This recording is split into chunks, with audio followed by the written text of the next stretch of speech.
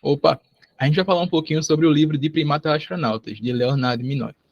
Bom, no capítulo 1 do livro, é intitulado como Nossa Vontade de Saber. E o que seria essa vontade de saber?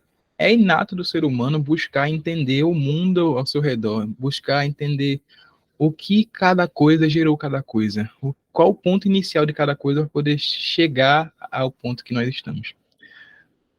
Eles começaram a fazer isso através dos mitos. Lá nos tempos gregos, lá nos tempos antigos, eles davam. Ai, as marés dos mares eram controladas por uma deusa que fazia esse movimento das ondas irem e voltarem. O sol era um deus que emanava luz e iluminava todo o planeta, entende? Todos os efeitos da natureza, todos os elementos da natureza, eles tentavam justificar com a teoria plausível, com a teoria que fosse compreendida facilmente pela ampla sociedade. Nessa busca pelo saber, pela decodificação da natureza, saíram os grandes pensadores como Einstein, como diversos outros. Eles não só observavam o mundo como ele era, mas eles tentavam buscar um meio de entender, de decifrar o que é que aquele mundo estava, o que é que estava diante dos nossos olhos e não conseguimos ver. Com isso, eles criaram diversas teorias, diversas soluções para aquilo que eles compreendiam, né? Nisso, quanto mais eles estudavam o mundo, mais eles viam que o ponto inicial ficava mais distante, mas eles viam que havia um nicho ali que era muito complexo para chegar a determinada solução, para chegar ao que nos forma hoje. E esse capítulo explora basicamente isso, basicamente a curiosidade humana de saber que não é só aquilo, de saber que não é um ponto linear que se vai buscando, mas sim um grande conjunto de coisas que são rearranjadas para no final supor que aquilo seja uma resposta, supor que aquilo seja um ponto inicial para que solucione as perguntas que estão presentes na humanidade. O segundo capítulo, né? Que o autor ele explora a trajetória evolutiva dos primatas e como eles se tornaram os predecessores dos seres humanos, né? O capítulo também ele abrange um período de milhões de anos e destaca o principal marco, né, da evolução que levaram ao desenvolvimento do Homo sapiens. Ele também passa uma visão geral da linhagem dos primatas, destacando características distintivas, como a visão estereoscópica, o desenvolvimento de mãos habilidosas e a evolução do cérebro. Ele também discute diferentes espécies, né, de primatas que viveram no passado e como elas se adaptaram a diferentes ambientes ao longo do tempo.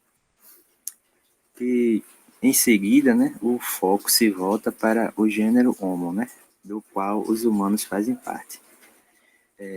Essa transição do Homo habilis, um ancestral primitivo, para o Homo erectus, que foi capaz de caminhar ereto e utilizar ferramentas rudimentares, são certificados, né, arqueológicos e fósseis que sustentam essa progressão evolutiva. E ele também aborda uma distribuição, né, desses primatas pelo mundo, né, incluindo a saída da África e a colonização de outros continentes. Essa expansão, digamos assim, geográfica, teve um papel crucial no desenvolvimento, né, de diferentes espécies humanas ao longo da história, né?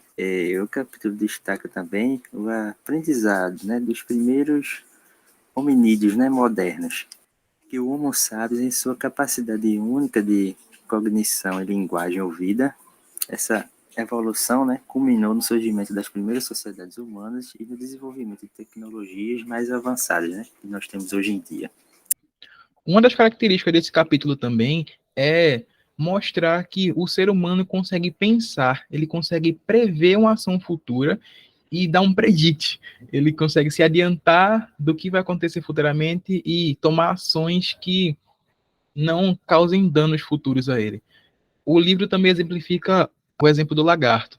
Um lagarto está próximo da gente, a gente tenta colocar um balde em cima dele. A partir do momento que você se aproxima dele, ele fica parado, porque ele não consegue ter essa definição de, pô, aquilo vai acontecer comigo, eu vou ficar preso, eu não vou conseguir sair. Ele não tem essa definição.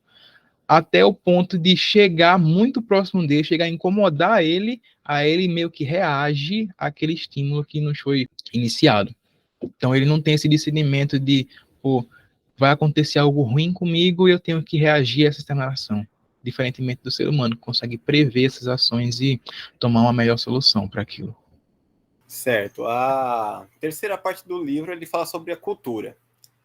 Mas essa parte da cultura parte do pressuposto que o ser humano é autoconsciente. O que é o ser humano ser autoconsciente? Ele ter a percepção da realidade e do meio ambiente que rodeia ele, das coisas que estão em volta, do tempo passando e etc. Um exemplo é você se enxergar no espelho e você acabar reconhecendo e perceber que você está ficando velho, que, pô, seu cabelo tá ficando branco, ou então que seu cabelo tá caindo, e etc. E daí surge a percepção que todo dia um de nós vai morrer, a percepção da nossa mortalidade.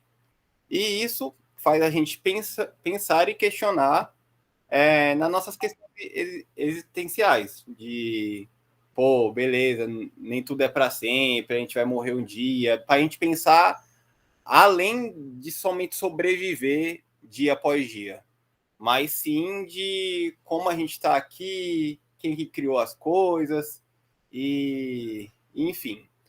E voltando um pouquinho no tempo, na pré-história ainda, tem essa cidade aí, que eu não tenho pronúncia turca, não sei falar turco, mas alguma coisa Tepe, que foi a cidade descoberta recentemente.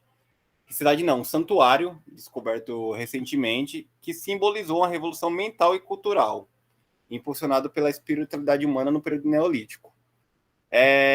Até esse momento, os estudiosos não acreditavam que os seres humanos nessa época, como eles só tinham um pensamento em questão de sobrevivência, que eles podiam cultuar alguma coisa, que eles podiam se preocupar com alguma questão existencial. Mas a partir do que foi encontrado lá, de adoração a animais, ao ser santuário ficava muito longe de outros lugares, então os seres humanos dessa época tinham que caminhar muito para chegar até ele. Então foi percebido que o ser humano já na pré-história, antes de Cristo, antes de qualquer coisa, já pensavam além da questão de sobrevivência, pensavam nas verdades chamadas não essenciais, para entender a sua própria existência no mundo.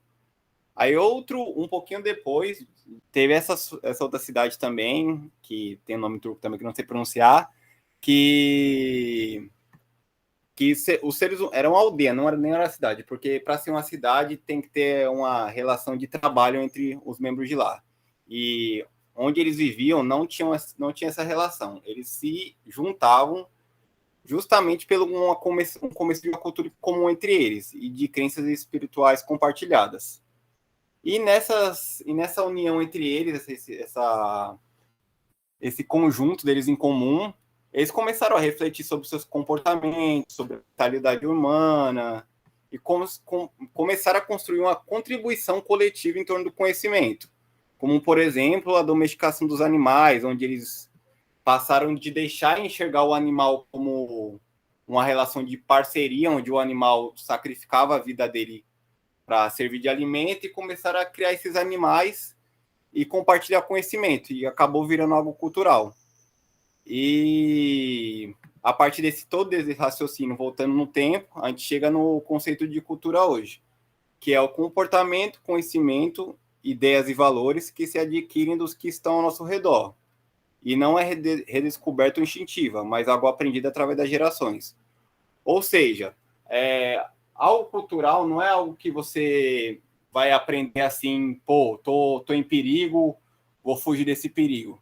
Mas algo que sua bisavó, seu avô, seus antepassados viveram situações, passaram para gerações futuras e você adquiriu esse conhecimento.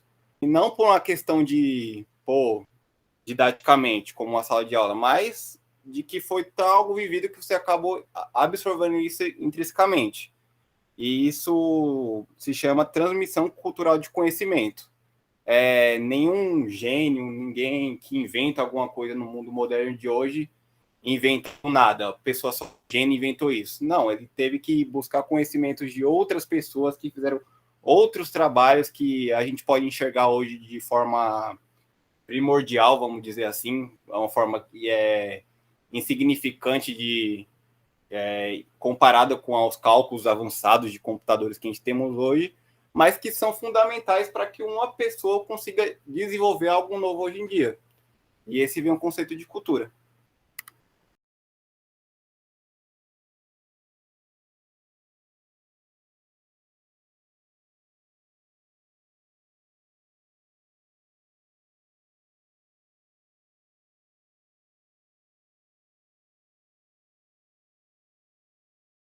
Em resumo, o primeiro capítulo fala da nossa vontade de saber, da nossa vontade de descobrir como funciona cada coisa que nos rodeia. Já no segundo capítulo, mostra todo o processo da evolução humana, de como saímos de um ancestral em comum até o que somos hoje. Tudo isso é relacionado ao pensar, à tomada de decisão, ao prever o que pode acontecer. Já o terceiro capítulo está ligado à cultura, a como aqueles aprendizados são passados de geração em geração, às crenças, ao ser humano autoconsciente.